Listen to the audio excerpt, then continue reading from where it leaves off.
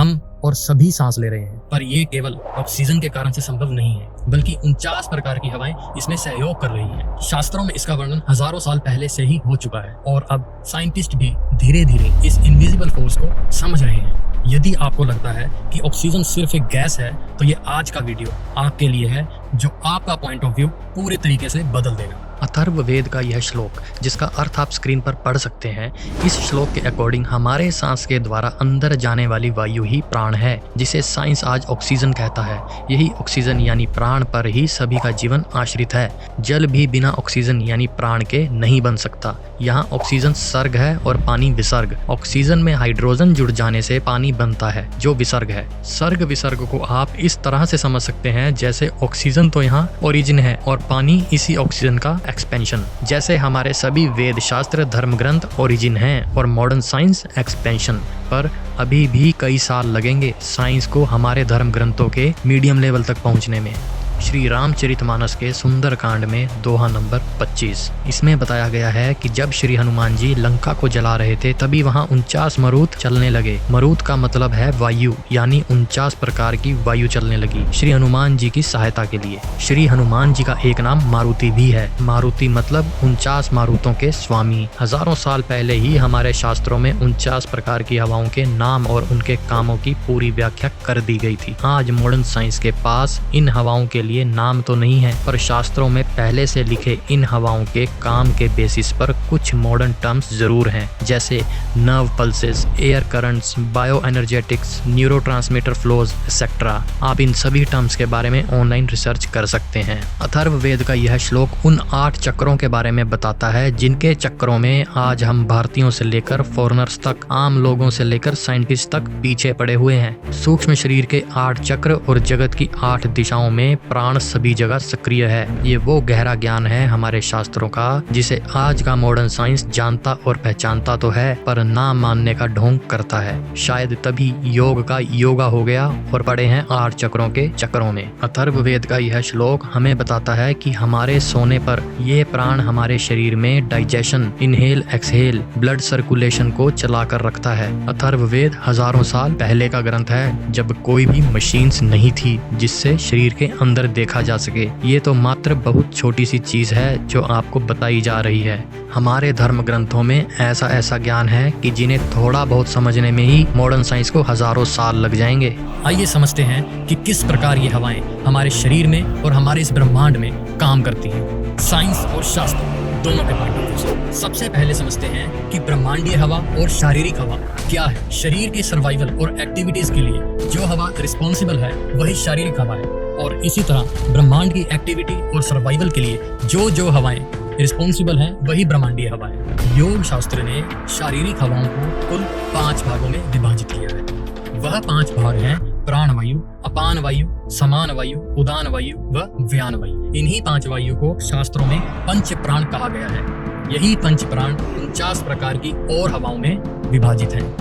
प्रत्येक वायु का काम अलग अलग है। इस वीडियो में आज हम मुख्यतः 5 प्रकार की वायु पर बात करेंगे और बाकी बची हुई 49 प्रकार की वायु इन्हीं के अंतर्गत आती हैं। इन्हीं मुख्य 5 वायु में उनको समझें। श्री चरक संहिता का यह श्लोक जो हमें प्राण वायु के बारे में बताता है, इसका अर्थ है प्राण ही सबका जीवन है, प्राण ही बल का मूल है, सब प्राण पर ही टिके हुए हैं। प्राण वायु हमारे हृदय के एरिया में होती है। इसका काम है बाहर से ऑक्सीजन यानी प्राण को लेना और प्राण से ऊर्जा को ग्रहण करना। ऑक्सीजन एटीपी प्रोडक्शन के लिए बहुत क्रूशियल है। एटीपी का मतलब एडिनोसिन ट्राइफॉस्फेट। ये एडिनोसिन ट्राइफॉस्फेट एनर्जी का एक क्रूशियल यूनिट है जो हमारे सेल्स में पाया जाता है। ये एटीपी रिस्पॉन्सिबल है मसल कंट्रैक्शन के लिए, एक्टिव ट्रांसपोर्ट यानी चलना, बैठना, उठना, इन सब के लिए। और प्राण वायु डायरेक्टली रिस्पॉन्सिबल है मन की शांति, ब्लड सर्कुलेशन, सुनने की शक्ति, स्वाद लेने की शक्ति, आंखों की शक्ति एटसेट्रा के लिए। हार्वर्ड मेडिकल स्कूल की एक रिसर्च के अकॉर्डिंग स्लो ब्रीदिंग से हम अपनी वेगस नर्व को स्टिमुलेट कर सकते हैं। वेगस नर्व रिस्पॉन्सिबल है बीपी, हार्ट रेट और डाइजेशन के लिए। इसीलिए योग शास्त्रों में स्लो ब्रीदिंग को कहा गया, प्राणायाम के लिए कहा गया, ताकि ऐसी एक्टिविटी से बॉडी हमारे कंट्रोल में रहे, मन की शांति रहे, बीपी भी कंट्रोल रहे और हार्ट रेट भी नॉर्मल रहे। आप एक प्रयोग स्वयं कर सकते हैं। आप पहले अपना बीपी नाप लीजिए एक बार। बीपी नापने के बाद आप 3 बार लंबी और गहरी सांस आप खींचिए और फिर उसे छोड़िए। ऐसे खींचने और छोड़ने को एक स्टेप माना जाएगा। आप ऐसे 3 स्टेप कीजिए और फिर से एक बार बीपी को नापिए। आप पाएंगे कि आपका बीपी 10 से 15 पॉइंट नीचे आ चुका है। इसी को एक रियल लाइफ एग्जांपल से समझते हैं। जैसे एक एथलीट अपनी रेस शुरू होने से पहले फास्ट ब्रीदिंग करता है, लंबी लंबी गहरी सांसें खींचता है ताकि उसे एक एनर्जी बूस्ट मिल सके, और दूसरी तरफ एक योगी स्लो ब्रीदिंग करता है मेंटल कामनेस के लिए और अपने हार्ट रेट को स्टेबल करने के लिए।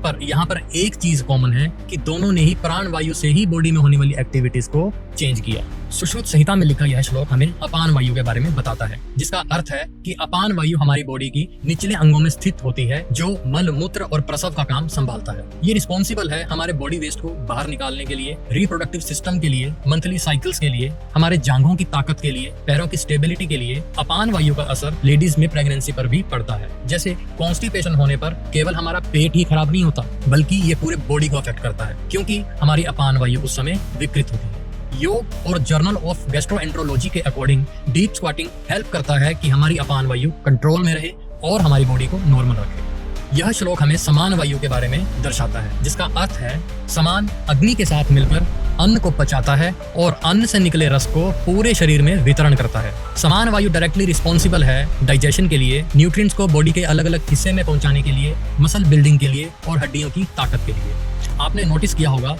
एग्जाम टाइम में ज्यादातर बच्चे स्ट्रेस में होते हैं और उस समय भोजन करने से पेट में जलन या इनडाइजेशन जैसी स्थिति का सामना करना पड़ सकता है। इसी को हम समान वायु का इम्बैलेंस होना कहते हैं। 2011 में स्टैनफोर्ड में हुई एक रिसर्च के अकॉर्डिंग स्ट्रेस डाइजेशन स्पीड को 30% तक कम कर देता है। यह श्लोक हमें उदान वायु के बारे में बताता है, जिसका अर्थ है उदान वायु गले में स्थित होती है, वाणी को प्रसारित करती है और प्राणों को ऊपर की ओर ले जाती है। उदान वायु डायरेक्टली रिस्पॉन्सिबल है हमारी मेमोरी, सोना, सपना, हंसना, गुस्से आदि के लिए। जब हम डरते हैं तो आपने नोटिस किया होगा कि हमारा गला सूखने लगता है। ऐसा उदान वायु डिस्टर्बेंस के कारण होता है और बोलने में भी थोड़ा कष्ट होने लगता है।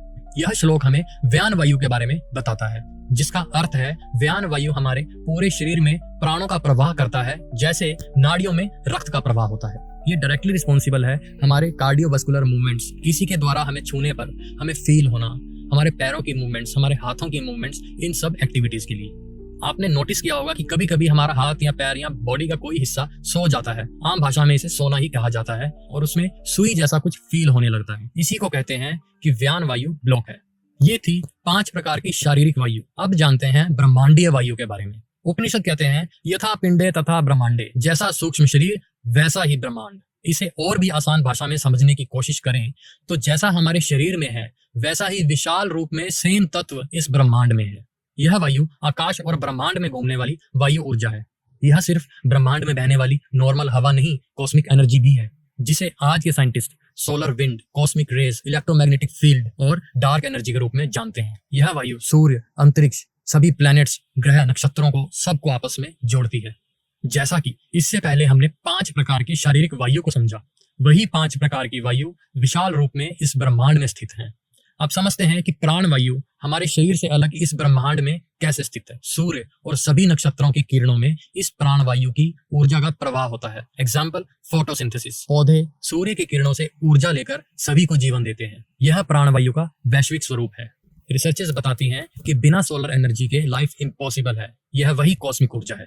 अपान वायु पानी के नीचे की हवा और पृथ्वी पर ग्रेविटी से रिलेटेड है। यह हवा ऊपर से नीचे की ओर खींचती है और डेंस बनाती है, यानी पानी की डेंसिटी, हवा की डेंसिटी। साइंस इसे ग्रेविटेशनल फोर्स और इलेक्ट्रोमैग्नेटिक फील्ड कहता है। समान वायु हमारे ब्रह्मांड में मौजूद सभी गैसेस को बैलेंस रखती है। एग्जाम्पल के लिए ऑक्सीजन और कार्बन डाइऑक्साइड। हम ऑक्सीजन लेते हैं और कार्बन डाइऑक्साइड छोड़ते हैं, और वहीं पेड़ पौधे कार्बन डाइऑक्साइड लेते हैं और ऑक्सीजन छोड़ते हैं। साइंस भी हमारी पृथ्वी को सेल्फ रेगुलेटिंग ऑर्गेनिज्म कहते हैं, यानी हमारी पृथ्वी अपने आप को सेल्फ रेगुलेट करती है। उदान वायु हमारे ब्रह्मांडीय स्वरूप में ऊपर की ओर जाने वाली हवाएं हैं। जैसे जब हम आग जलाते हैं तो फ्लेम हमेशा ऊपर की ओर ही रहती है। यह इसी वायु के कारण संभव है। एग्जाम्पल के लिए आपने मूवीज में वोल्केनो का फटना देखा ही होगा। वोल्केनो होता तो जमीन के अंदर है, पर हमेशा वो ऊपर की ओर ही फटता है। यही उदान वायु का ब्रह्मांडीय स्वरूप है। साइंस की दृष्टि से देखें तो पृथ्वी के थर्मल कन्वेक्शन करंट्स जो ऊपर की ओर उठते हैं, और आइनोस्फेयर की ऊपर की ओर उठने वाले चार्ज पार्टिकल्स, यह सभी उदान वायु के कारण ही होता है। व्यान वायु वह हवा है जो सतल रूप में सभी जगह है और इस वायु का मूल कार्य है कि सभी को आपस में जोड़े रखना। इसी को कॉस्मिक कनेक्टिविटी भी कहते हैं। जैसे डार्क मैटर और डार्क एनर्जी जो 95% ब्रह्मांड है वो सब जगह फैला हुआ है। क्वांटम एंटेंगलमेंट को आधुनिक विज्ञान व्यान वायु के रूप में समझ सकता है। हम सोचते हैं कि हवा सिर्फ सांस लेने का माध्यम है, पर वास्तव में यही हवा शरीर को जीवित भी रखती है और ब्रह्मांड को संतुलित भी रखती है। शास्त्र हमें बताते हैं कि प्राण सिर्फ हमारे शरीर में ही नहीं, हर तारे, हर ग्रह, हर नक्षत्र में भी बहते हैं। इसी प्रकार विज्ञान और शास्त्र के संगम को समझने के लिए आप हमसे जुड़े रहें। चैनल को फॉलो करें, वीडियो को लाइक करें, कमेंट करें और शेयर करें अपने दोस्तों के साथ जो इस कॉस्मिक पावर को पहचानना चाहते हैं। मिलेंगे अगली वीडियो में और तब तक के लिए राधे राधे।